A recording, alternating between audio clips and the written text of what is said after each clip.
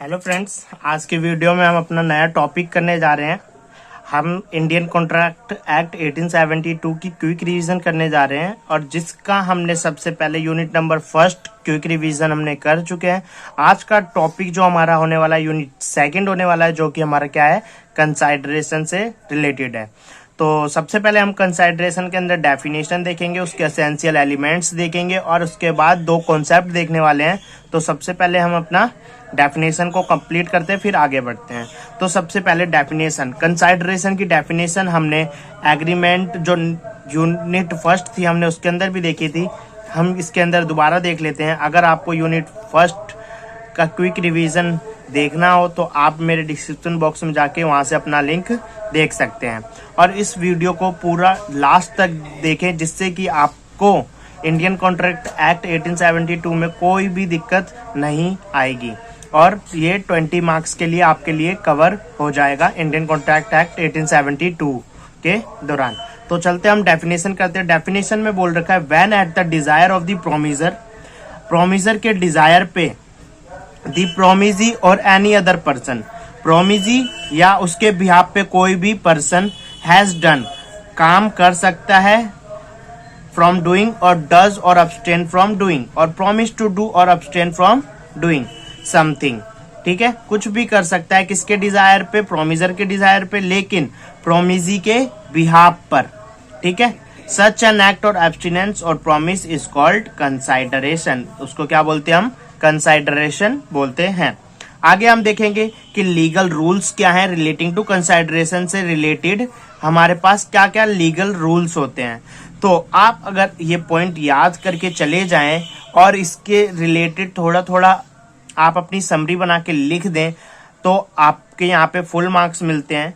ये हमारा 7 मार्क्स या 6 मार्क्स के लिए कवर होता है कंसाइडरेशन का इस टॉपिक से, तो आप इसको कर सकते हैं। ठीक है, अब इसके अंदर देखते हैं हम legal rules relating to consideration. सबसे पहला पॉइंट हमारा क्या है, consideration must move at the desire of the promisor.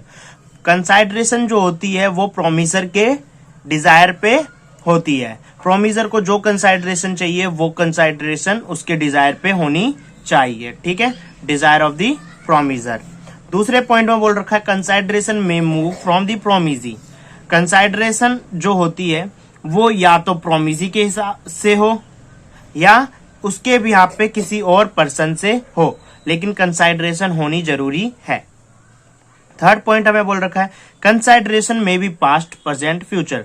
कंसाइडरेशन क्या क्या हो सकता है, पास्ट भी हो सकता है, प्रेजेंट भी हो सकता है, फ्यूचर।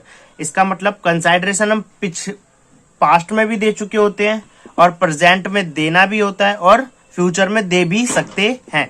ठीक है, अब हमारा फोर्थ पॉइंट है, कंसाइडरेशन में भी एग्जीक्यूटेड और एग्जीक्यूटरी। एग्जीक्यूटेड मतलब क्या होता है और एग्जीक्यूटरी मतलब क्या होता है। कंसाइडरेशन में भी एग्जीक्यूटेड और एग्जीक्यूटरी, इसका मतलब होता है, एग्जीक्यूटेड का मतलब दोनों ने कंसाइडरेशन अपनी अपनी तरफ से परफॉर्म कर दी है। ठीक है, और एग्जीक्यूटरी का मतलब इन दोनों को अपनी अपनी कंसाइडरेशन परफॉर्म करनी है। ठीक है, ये हमारा फोर्थ पॉइंट हो गया यहाँ पे कंप्लीट। अब यहाँ पे हमारा फिफ्थ पॉइंट आता है, consideration need not to be adequate. इसका मतलब है कंसाइडरेशन जरूरत तो होती है लेकिन ये जरूरी नहीं है कि एडिक्वेट हो। जैसे कि अब यहाँ पे ए है, अब ए ने बी को क्या करा, एक कार दे दी, ऑफर करी, इसके बदले में इससे आ रहा है 10K आ रहा है। ठीक है, आप ये बताओ ये कार का जो है और ये जो कंसाइडरेशन आ रही है ये एडिक्वेट है, बराबर नहीं है ना, लेकिन बराबर होनी भी नहीं चाहिए। जरूरी नहीं है कि ये हमारा क्या हो, बराबर हो। इसी मारे यहाँ पे क्या लिखा है, कंसाइडरेशन नीड, कुछ ना कुछ इन रिटर्न होना चाहिए, लेकिन ऐसा नहीं है कि एडिक्वेट होना चाहिए। ठीक है, नॉट टू बी एडिक्वेट। ठीक है, अब यहाँ पे देखो, consideration must be real not illusory. इस पॉइंट में क्या है, रियल होनी चाहिए कंसाइडरेशन, इल्यूजरी नहीं होनी चाहिए। आपने पिक्चर देखी होगी, कोई धड़कन पिक्चर देखी होगी, जिसके अंदर अक्षय कुमार क्या बोलता है कि मैं चांद तारों को तोड़ लाऊंगा, है ना। ये क्या पॉसिबल है, नहीं पॉसिबल नहीं है ना। तो ये क्या हो गया, इल्यूजरी हो गया। रियल होनी चाहिए, इल्यूजरी नहीं होनी चाहिए।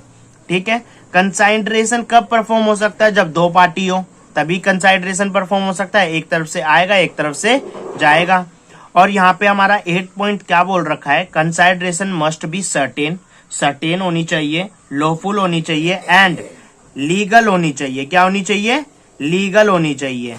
ठीक है, सर्टेन मतलब जैसे कि आपको कंसाइडरेशन में आपने बोल दिया कि नहीं मैं ऑयल दे दूंगा, कार के बदले में क्या दे रहा है, ये ऑयल दे रहा है, लेकिन कौन सा ऑयल दे रहा है ये पता नहीं है ना। ये सोच रहा होगा कि वो ऑयल देगा सरसों का, लेकिन ये कौन सा दे रहा है, तिल का। तो ये सर्टेन होना चाहिए, जब भी हम कॉन्ट्रैक्ट करते हैं ये पूरा हमारा सर्टेन होना चाहिए। तो हमने सबसे पहले कंसाइडरेशन के अंदर डेफिनेशन देख लिया है, दूसरे पॉइंट पे हमने लीगल रूल्स रिलेटिंग टू कंसाइडरेशन देख लिया है। अब हम चलते हैं उसी के थर्ड पॉइंट पे जो कि हमारे यूनिट टू कंसाइडरेशन में आता है, और वो है doctrine of privity of contract. Doctrine of privity of contract, ठीक है। Doctrine of privity of contract में क्या है, अब जैसे कि मैं आपको यहाँ पे एक एग्जांपल के थ्रू समझाता हूँ, फिर आपको क्लियरली यहाँ पे समझ में आ जाएगा। वैसे मैंने इस पे डिटेल वीडियो बना दी है, आप मेरे को कमेंट कर सकते हैं, मैं अपलोड कर दूंगा डिटेल्ड वीडियो, और मेरे चैनल को सब्सक्राइब कर ले। ठीक है, अभी मैं इसको एग्जाम्पल के फॉर्म में आपको समझाता हूँ। यहाँ पे देखो, जैसे कि यहाँ पे हमारा क्या है, ए है और यहाँ पे हमारा बी है। ठीक है, अब कॉन्ट्रैक्ट हुआ इन दोनों के बीच में, इसने बी को क्या दिया, ऑफर दिया, और इसने क्या दे दिया, एक्सेप्टेंस दे दिया। ठीक है, पार्टी टू दी कॉन्ट्रैक्ट कौन हुआ, पार्टी टू दी कॉन्ट्रैक्ट, ये दोनों क्या हो गए हमारे पार्टी टू दी कॉन्ट्रैक्ट हो गए। लेकिन यहाँ पे आप देखो, जो एक बंदा था सी, वो क्या पार्टी टू दी कॉन्ट्रैक्ट है, नहीं है, पार्टी टू दी कॉन्ट्रैक्ट नहीं है। लेकिन क्या वो पार्टी टू दी कॉन्ट्रैक्ट पर सू कर सकता है, केस फाइल कर सकता है कि नहीं कर सकता, क्वेश्चन मार्क, बताइए आप मेरे को कि कर सकता है कि नहीं कर सकता। आप सब यही बोलेंगे कि नहीं कर सकता। क्यों, क्योंकि ए और बी के बीच में कॉन्ट्रैक्ट हुआ है, लेकिन सी का कुछ रोल ही नहीं है इस कॉन्ट्रैक्ट में, तो वो सी क्यों सू कर सकता है, क्यों करेगा, है ना।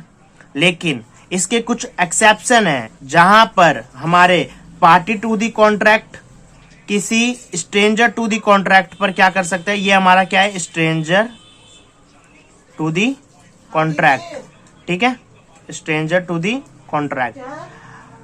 ठीक है, हमारे यहाँ पे कुछ एक्सेप्शन है जहां पर party to the contract stranger to the contract पे सू कर सकते हैं, और stranger to the contract party to the contract पे भी सू कर सकते हैं। ठीक है, अब यहाँ पे हम जो लिखा है हम वो पढ़ते हैं। यहाँ पे doctrine of privity of contract, इसमें क्या लिखा हुआ है, doctrine of privity of contract is that the stranger of the contract, जो स्ट्रेंजर ऑफ द कॉन्ट्रैक्ट है, can not sue to the party to the contract, वो पार्टी टू दी कॉन्ट्रैक्ट पे sue नहीं कर सकते। But some exception are as follows, where party to the contract and stranger to the contract can sue each other. लेकिन यहाँ पे ऐसे कुछ एक्सेप्शंस हैं जहां पे पार्टी टू दी कॉन्ट्रैक्ट और स्ट्रेंजर टू दी कॉन्ट्रैक्ट एक दूसरे को क्या कर सकते हैं, सू कर सकते हैं। ठीक है, अब यहाँ पे क्या क्या एक्सेप्शन है हम वो देखते हैं। यहाँ पे हमने एक्सेप्शन लिखा है सबसे पहला, इन दी केस ऑफ ट्रस्ट, अगर वहां पे ट्रस्ट हो तो हम केस कर सकते हैं, या तो पार्टी टू दी कॉन्ट्रैक्ट कर सकता है या तो स्ट्रेंजर टू दी कॉन्ट्रैक्ट कर सकता है। और यहाँ पे फैमिली सेटलमेंट, यहाँ पे फैमिली सेटलमेंट, दूसरा पॉइंट यहाँ पे हमारा आता है फैमिली सेटलमेंट। फैमिली सेटलमेंट के केस में भी यहाँ पे doctrine of privity of contract apply होता है। और यहाँ पे एक्नोलेजमेंट और एस्टोपल, एक्नोलेजमेंट और एस्टोपल मतलब यहाँ पे मैं आपको समझा देता हूँ अच्छी तरह। देखो, ए और बी के बीच में क्या हुआ, कॉन्ट्रैक्ट हुआ, ठीक है, कॉन्ट्रैक्ट हो रहा है मतलब मान लो, लेकिन सी यहाँ पे क्या बोल रहा है कि कॉन्ट्रैक्ट कर लो, कॉन्ट्रैक्ट कर लो। ठीक है, वो ऐसा शो ऑफ कर रहा है कि वो वहां का हेड हो। ठीक है, ये क्या कर रहा है, शो ऑफ कर रहा है।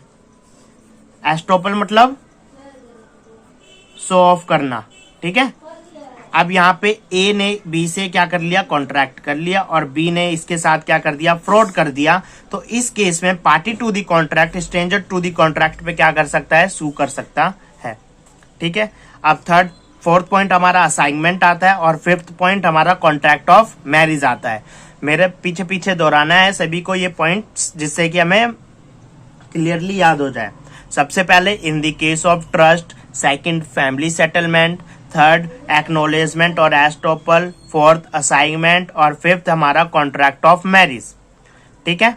अब चलते हैं हम अपने नेक्स्ट टॉपिक पे, जो कि हमारा नो कंसाइडरेशन नो कॉन्ट्रैक्ट है। ठीक है। आप और हमने इसमें पढ़ा था इंडियन कॉन्ट्रैक्ट एक्ट में बिना कंसाइडरेशन के कोई कॉन्ट्रैक्ट नहीं होता। ठीक है। ये जनरल रूल है। ठीक है, is a general rule, but where a contract without consideration, जहां पर एक कॉन्ट्रैक्ट विदाउट कंसाइडरेशन के वैलिड रहता है एंड बाइंडिंग रहता है, some exception are as follows.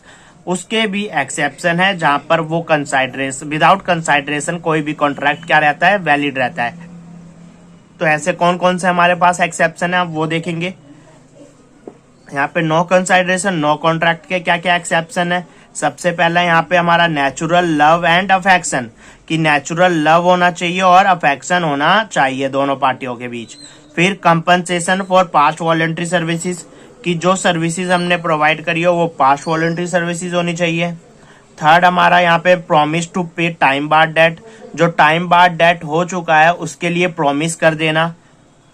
ठीक है। फोर्थ पॉइंट है यहाँ पे हमारा कंप्लीटेड गिफ्ट, और फिफ्थ पॉइंट यहाँ पे हमारा आता है चैरिटी, और सिक्स्थ पॉइंट आता है बेलमेंट, और फिर एजेंसी।